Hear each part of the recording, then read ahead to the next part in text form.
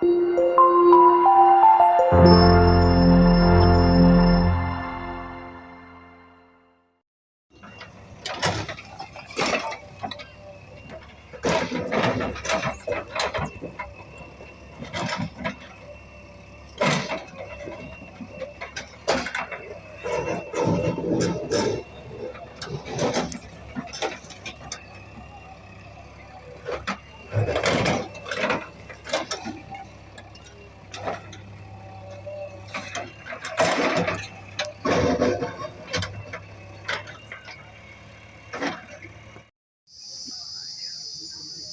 नाम है आपका? प्रकाश प्रधान, उत्तर प्रदेश कांग्रेस कमेटी में प्रदेश महासचिव। प्रधान जी, पूरे प्रदेश में अतिक्रमण हटाए जा रहे हैं और लोग अतिक्रमण हटाते वक्त बड़ा विरोध करते हैं। कहते हैं कि हमारी बड़ा मुश्किल से हमने ये इस जगह खरीदी है, लेकिन अधिकारी सुन नहीं रही। क्या मामला है, क्या कहेंगे आप? अतिक्रमण के नाम पर गरीबों का शोषण हो रहा है, उन लोगों का शोषण हो रहा है जो झुग्गी झोपड़ी वाले थे। ठिलिया लगा करके, खोमचे लगा करके, सब्जी बेच करके, फल लगा करके, जिन लोगों ने थोड़ी थोड़ी जमा पूंजी के द्वारा अपनी ज़मीन खरीद ली और ज़मीन पर अपना थोड़ा सा आशियाना बनाया जी। सरकार ने ये पक्षपातपूर्ण रवैया है कि जो गरीब हैं उनको तुरंत उनके मकानों को, उनके कमरों को, उनकी झोपड़ियों को तत्काल ध्वस्त कर दिया जाता है। लेकिन जहाँ बड़े बड़े महल बने हुए हैं, जहाँ बड़े बड़े सरकारी भूमि पर और कब्जे हैं, वहाँ सरकार कुछ नहीं कर पा रही है। वास्तव में ये सरकार की दोहरी नीति है जिससे गरीबों को शोषण हो रहा है।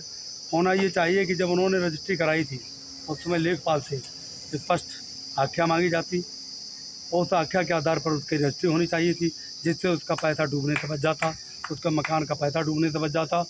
और वास्तव में कार्रवाई करनी है सरकार को। तो जहाँ अवैध अतिक्रमण पाए जा रहे हैं, उस समय के रजिस्ट्रीकरण में जो अधिकारी थे, उस समय जो राजस्व के अधिकारी थे, उसमें जो नगर पंचायतों या नगर पालिकाओं में अधिकारी थे, उनके खिलाफ भी सरकार को जांच करके उनके खिलाफ भी कठोर कार्रवाई करनी चाहिए, जिससे जब भी अतिक्रमण की जहाँ स्थिति आती है बहुत सोच समझ के अधिकारी रजिस्ट्री कराएं और सोच समझ करके मकान बनने दें, तो निश्चित रूप से गरीबों का शोषण बच सकता है। ठीक है।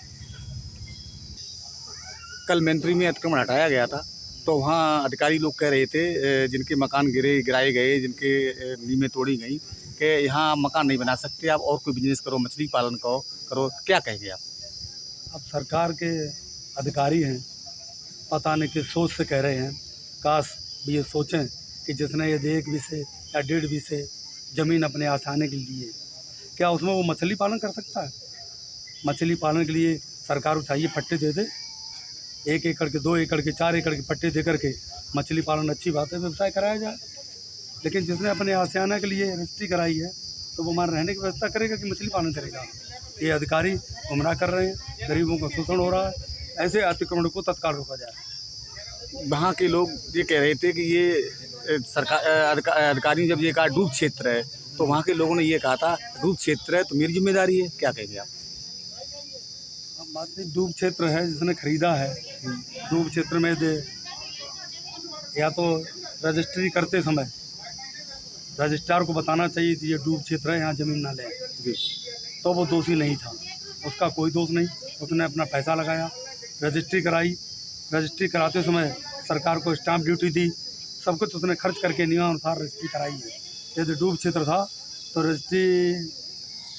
रजिस्ट्रार के खिलाफ या अन्य अधिकारियों के खिलाफ जो उस समय अपने पदों पर थे उनके खिलाफ कार्रवाई होनी चाहिए, और जिसने खरीदा है उसके खिलाफ कोई कार्रवाई नहीं होनी चाहिए। अब क्या करें, अब क्या होना चाहिए इस मौजूदा हालत में, आपकी राय में?